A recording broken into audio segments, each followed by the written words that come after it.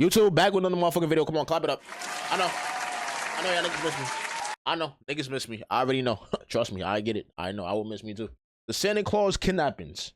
The disturbing case of Amber Daniels. Come on, man, lock it in, lock it in, lock it in, lock it in. Come on, let's lock it in, let's lock it in. Let's get right into this motherfucker. Come on, lock it in. About 6 photographs. Crime time, crime time. Come on. Okay? And that's okay. And what I want you to do, look at them, and if you recognize any of them, you tell me. You sound mad country.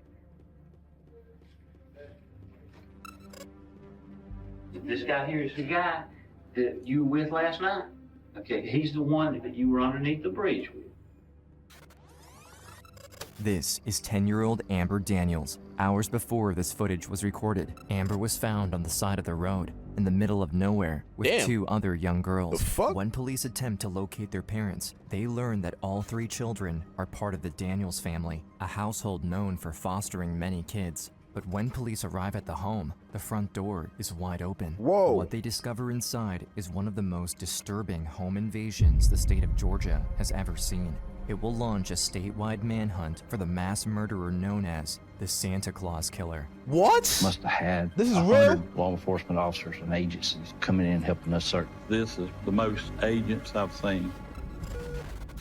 10-year-old Amber Daniels, kidnapped, abused, along with her 2 younger sisters, but she survived, outsmarting her captor. She went on to solve her own case and made sure the man responsible would pay for what he took from her. Yes. It's 5 a.m. on December 4th, 1997. Damn. A farmer in Bacon County, Georgia, is working on his property when he spots 3 young girls walking along the side of the road. He goes over to them, asking if they are okay, when he notices they're barefoot with only pajamas on. One of the kids say they are from Santa Claus, Georgia, a small town 50 miles north. The man, realizing the children are far from home, quickly calls 911 and alerts them of the kids found alone near his property. Good fucking man. The Bacon County police arrive at the scene and take them back to the station, asking where they live and what happened. The 10-year-old, Amber, says they're sisters and part of the Daniels family and gives them her home address. This is creepy. Deputy Sheriff Mike Harlan is sent to the children's house to get any information he can. I expected anxious parents, or at least a mother, or somebody meeting me at the door. That's a fact. But when he arrives, everything is hauntingly quiet. As Deputy Harlan makes his way towards the home, he notices the front door is open. The officer loudly announces his presence, asking if anyone is home. No response. Upon entering, the sound of an alarm clock radio, a home security system beeping, and a baby crying immediately become louder. As Harlan walks further into the— Damn, yo, whoever did this got no motherfucking heart. Shit. Nigga, that nigga had no heart at all. Like, this nigga didn't care about nothing, my nigga. This nigga did not care about shit. You ain't care about the baby. You ain't care about nobody, nigga. You just grab 3 kids. You just grab 3 girls, right? And just move on. The fuck is wrong with him? The home, he sees something moving underneath the table. It's a little boy. Silent and in a state of shock, the boy quietly signals the police officer. He really didn't say That much would of scare me. anything. He kind of pointed toward the bedroom. There appeared to be blood on the frame of the bedroom door. Harlan very gently pushes the door open. When he enters the room, he discovers the body of a young woman, motionless on the floor. Damn. The police officer takes another step inside and notices 2 shapes on the bed. It doesn't take long for him to realize that 2 more bodies, an adult man and an adult woman, are lying underneath the sheets, not breathing. Next to them, he sees a baby crying. The deputy checks the rest of the house, discovering another horrifying scene in one of the kids' rooms. Like a little boy lays motionless in his bed, blood around him, dead. Oh, this might be one of them ones, chat. This might be one of them brutal cases, my nigga. What? Not knowing there's still a shooter on site, I grabbed the baby up, grabbed the other little boy up in my arms, and we went back out the door. Oh, that's Back in trauma. the police station in Bacon County, investigators ask the 3 little girls what happened to them. Amber, who is the oldest, starts to tell her story Shout out Amber. and reveals a name that will change everything. Shout out Amber. She tells them that she was taken from her bedroom earlier that night by a man named Scott. The year is 1995. Amber is 8 years old and lives with her biological mother, Kim, who is a recovered alcoholic. Growing up, Amber and her siblings were routinely placed in foster homes as her mother was unable to take care of them. But throughout the years, Kim was determined to better her life and become sober to provide a loving, supportive home for her 3 children. While attending Alcoholics Anonymous, she meets another recovering alcoholic. Okay.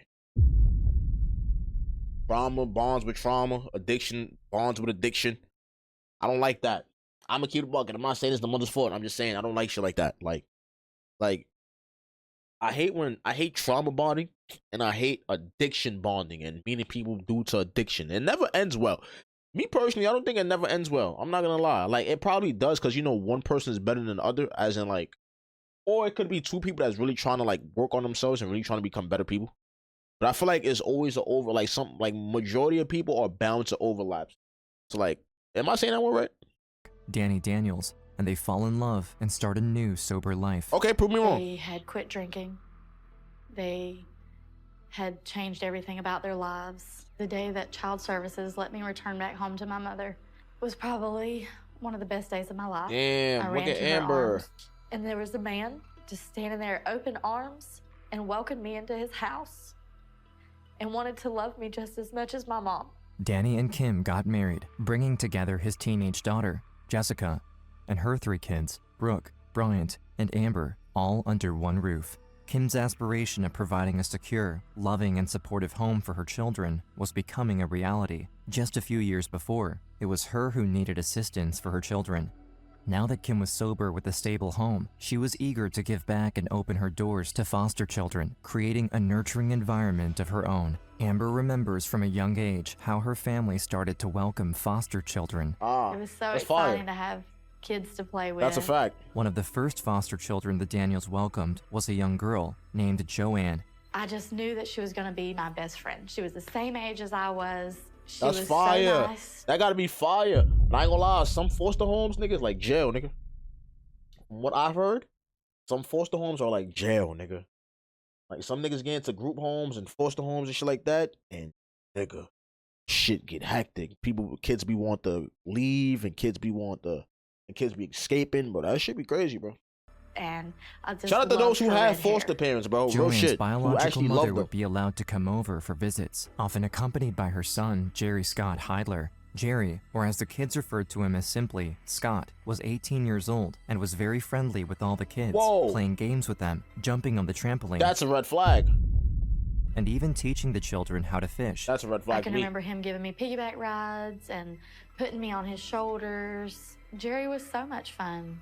He would always play That's with us, weird. and he seemed to be very loving and kind. I hate shit like that. He seemed like any Look at this nigga. normal person that came in and out of our house. That's weird, But bro. one day, Jerry stops coming over. 2 years go by, and his sister Joanne has gone back into her mom's care, leaving the Daniels behind, and neither Amber nor her family have heard from Jerry since then. It's now 1997. The Daniels have a full house, with 3 foster children added to their original 4. As the holidays approach, they look forward to a festive time together, as the family has already put up their Christmas tree. Damn. It's December 4th, only a few weeks before Christmas. Amber is sleeping peacefully like any other night, when suddenly, she's woken up. Even though she hasn't seen him in years, the little girl recognizes Jerry. And he's yelling at me to wake up, you've got to wake up. Amber is in shock. In the distance, she can hear her siblings crying from the other room. Look, see? That's what I'm talking about. Weird shit, bro. Weird shit, bro. Weird shit, bro. This shit is so weird. See, yo, my dog, what's going on, Twinsky? We're just reacting to a video right now, you feel me? But stay. We got a lot to talk about. Weird shit, bro. I'm not gonna lie. I always thought that if I see a grown man playing around with little kids, I thought that was always a red flag. Let me keep it a stack. I've never respected it. I never thought, oh yeah, that's a good person. I ain't gonna lie, bro. And there might be some good people out there who do shit like that. But I'm not gonna lie, bro. I don't want me personally as a man, and if I have kids in the future, I don't want none of my kids playing with a grown ass man, and I'm not going to allow no 18-year-old to come to my crib and play with fucking kids, bro. Being real, that's just me. Jerry tells her they must leave the house immediately. I was frightened and scared, and hearing the girls crying, I didn't know what was going on. Jerry grabs a hold of Amber's on, arm CEO. and rushes her down the hallway. The little girl is very confused and asks him where her parents are. He tells her that her mom and dad are not in the house and that they've already left with the other children, and they've told him to get her and her 2 other young sisters, Amanda and Brooke. But just before they leave by the front door, Amber turns around and sees her 4-year-old brother, Corey, hiding underneath the kitchen table. In the distance, she hears her baby brother Gabe crying. Why are we leaving them? Why are we leaving them? He said, your mom and dad's gonna come back and get them.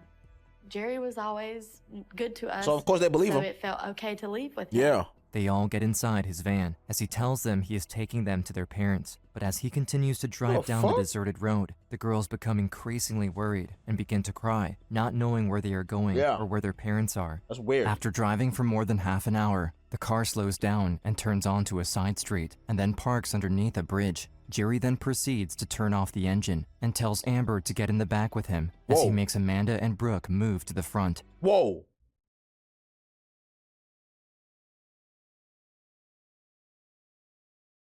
What the fuck? And so now I'm getting a little more scared at this point because now I'm confused. What's going on? The man proceeds to remove his clothing. Amber notices a knife in his boot and a gun on the floor of the vehicle. He then forces himself on 10-year-old Amber. And so at this point I was crying, and he told me if I didn't stop crying that he would do it to the other 2. So I stopped crying because I didn't want him to hurt them. When Jerry finally stops, he orders Amber to put her clothes back on.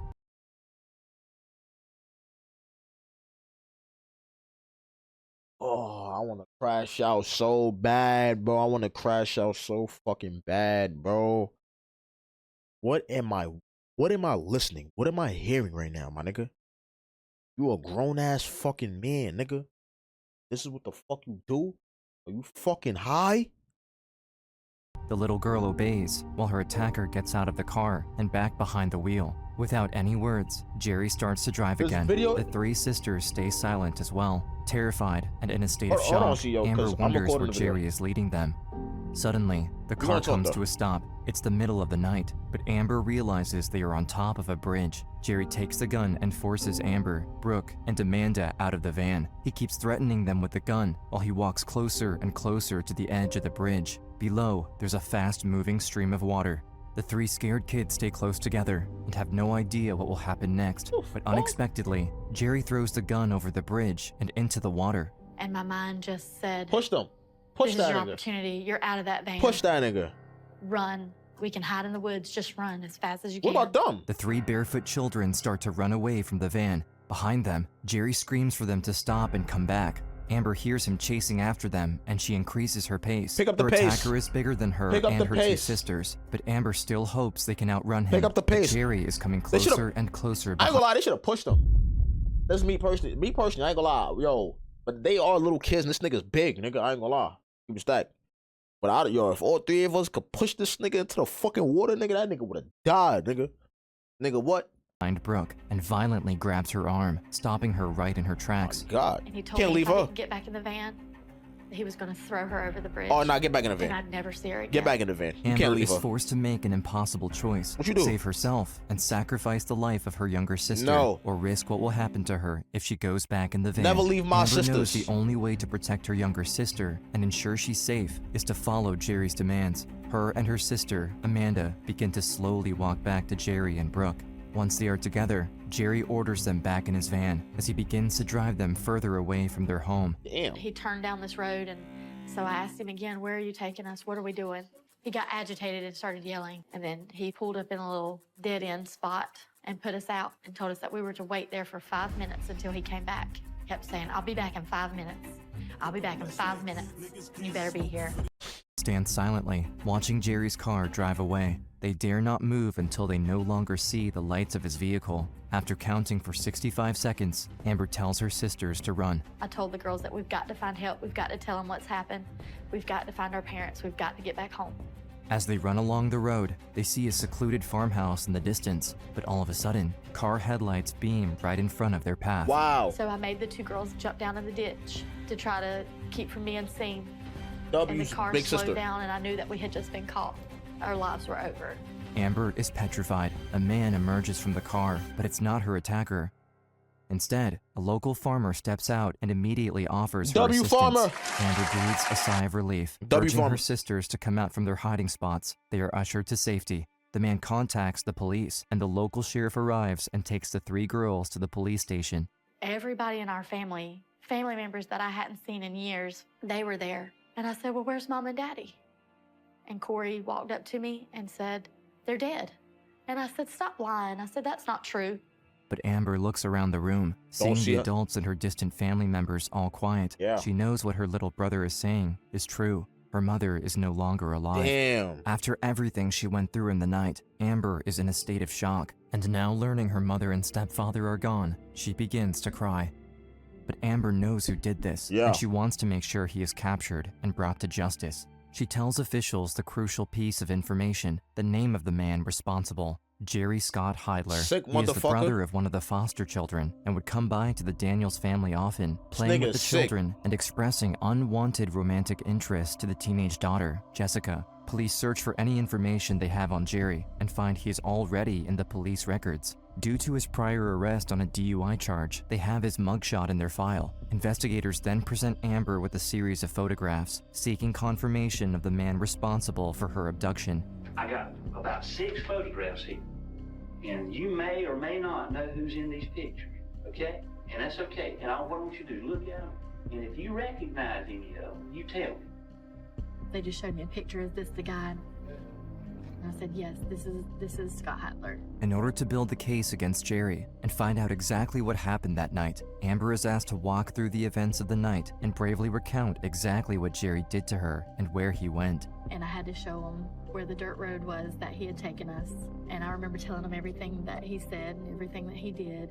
With the information Amber provided, police go back to the Daniels household and meticulously gather evidence from the crime scene, collecting fingerprints, a cigarette butt, and DNA samples. Investigators believe that earlier that night, at around 1 a.m., before Jerry abducted Amber and her 2 younger sisters, he infiltrated the Daniels family home through a back window. Oh, wow. He then went to the oldest daughter's room, 16-year-old Jessica, and attempted to make advances on her. Damn. Detectives believe she must have resisted, running to the safety of her parents' bedroom. But then Jerry, having been to the house multiple times Knows before, where everything's at. navigated to the cabinet where the family stored their shotgun. Wow. Seizing the firearm, Jerry proceeded to enter the parents' bedroom, murdering 16-year-old Jessica. The 2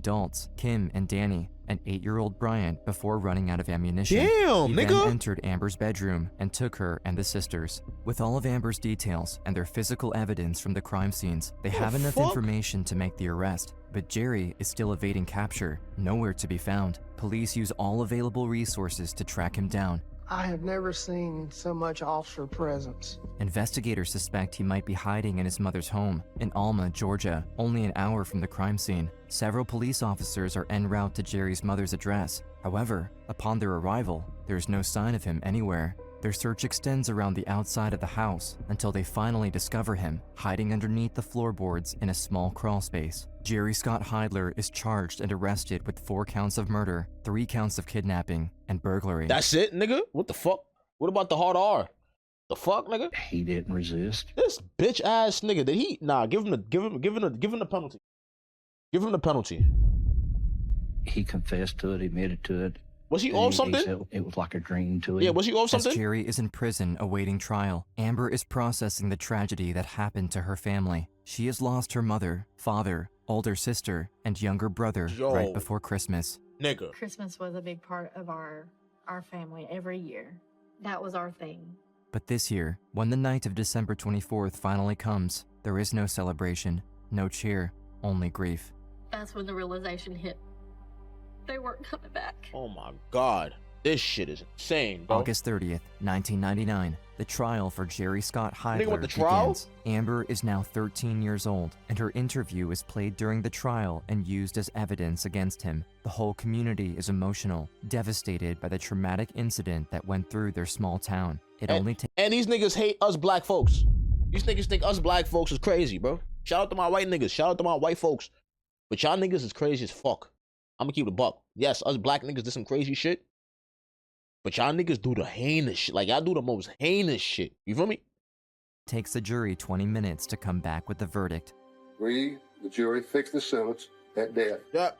On December 2nd, 1999, Jerry Scott Heidler is convicted of 4 counts of malice murder, kidnapping, aggravated child molestation, and burglary. He is sentenced to death and currently remains on death row. Still? That's the only Fuck time outta I here, nigga. witnessed Jerry Heidler showing any remorse. He dropped his head and a tear coming in his eye. So long as he couldn't get out and couldn't hurt anybody else, I was perfectly fine. You better, you better, It's been more than you better two smoke that nigga. Smoke that decades nigga in a after pack, the nigga. tragedy. Today, Amber is not letting her past define her, determined to live her life to the fullest. W. Amber. Amber's mother overcame personal struggles to ensure her children would grow up feeling Yeah. loved. Now, Amber has started a family of her own. Okay. She pours love and attention into her child, Okay. making it her mission to recreate the nurturing and beautiful home life her own mother worked hard to build. Bro, I'm not gonna lie. She's gonna tell her son the story growing up, nigga. And he's gonna look at his mom like a fucking warrior, nigga. W. Amber. Come on, let's clap it up for her, bro. Let's clap it up for her, bro. She deserves the utmost respect, my nigga. No cap, nigga. For somebody to go through this, you feel me? Go through this, nigga. This is trauma, nigga. It doesn't matter how long it's been, nigga. This is something that will always stick by, like, it will always be inside of her. Like, this will always stick with her for the rest of her life, nigga. You feel me? She might feel okay, but she will never be great, bro. She will never be good. She will feel better some days, but she will never be good, bro. For real. Knowing that I get to see him grow up. I miss that with my mom. Damn. He is my future. Faden is the future for me. I feel bad for I her. pray that he never has to go through anything that I ever went through as a child. I pray that he has the good days that I had. I would do anything for him. Amber realized that what happened to her as a child was not her fault. It's not. Letting go of the anger from her past, knowing it doesn't create love for her family in the present. I'm at a point in my life that if I could go tell him that I forgive him for what he did, I would. Oh, no. Nah, see, nah. I ain't gonna lie, not me. Not me, nigga. I ain't gonna lie, I'm gonna keep it a buck. Y'all ever saw that video where the nigga shot the nigga, he shot the kid? No, it was a dad who shot a prisoner in the head while the cops was taking a prisoner to jail or some shit. The nigga came in and shot the nigga in the head. Bow! Clapped him, nigga. Nigga died on the spot. Bro, the nigga beat the case. I'm just saying. Nigga beat the case, bro. You feel me? The nigga beat the case. The prisoner apparently did all types of shit to either his daughter or either his son. The nigga did all type of crazy shit that you could imagine, nigga. The nigga went to jail for it, nigga. The nigga saw him walking in handcuffs. Dad saw him walking in handcuffs, right? Nigga, the dad clapped him in his fucking mata, nigga. No cap, nigga. The nigga beat it too. The nigga beat it. I can't change Hey. the past, but I can make my future better. She's better for than people, bro. myself, Better than for me. my family. I ain't gonna lie. If I'm gonna hate him for the rest of my life, what's the point? I can't even see a I picture will like that. always be the better person. You are. I ain't gonna lie. W. Amber. Yo, nah. This is crazy, bro. This might be some crazy shit that I haven't seen, nigga. I don't know what's wrong with niggas. This is insane. W fucking Amber, bro. W video. Wow. Nigga, first thing first, he did not leave her sisters hanging, bro. That nigga was off a pill or something. That nigga was off drugs, bro. There's no fucking way. There's literally no way, bro. He had to be off something, gang. You feel me? Because there's no way the nigga just end up doing that shit for nothing. Like, we ain't seen him in 2 years, but you just come back out of nowhere and just start bugging? What the fuck? Nigga, that means you was thinking about us for 2 years, nigga? What the hell? How crazy that is? But that's insane, bro. And then you kill a 8-year-old, and then you kill a 16-year-old nigga, and then you kill both of my motherfucking parents, motherfucker? Oh, yeah. I hope he's suffering right now, nigga. It's a W video, though, bro. Make sure you guys like, comment, subscribe, and let me know what else videos you want me to react to, bro. Let's go.